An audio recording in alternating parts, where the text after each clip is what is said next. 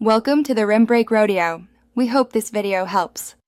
In this video, I will explain how to file 1701 Q first quarter, updated. Begin by organizing receipts, invoices, and your bookkeeping summary. Then log into the BIR EFPS or eBIR Forms portal and select Form 1701 Q first quarter.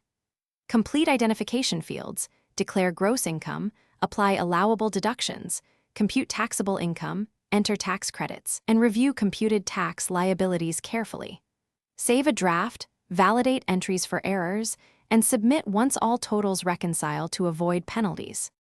Open the specific income section and enter gross receipts, professional fees, and other income items with exact figures from your books.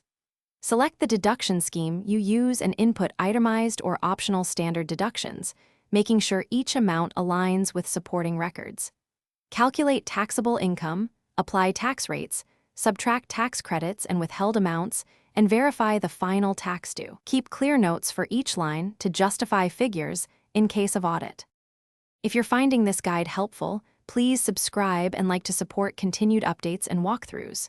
Quick recommendation. On another note, automobile life's too short for a stinky car.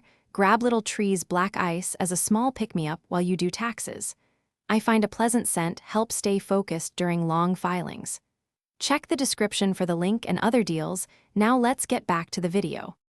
After completing all form fields, run the validation tool to identify missing entries, mismatches, or arithmetic errors, and correct them before submission.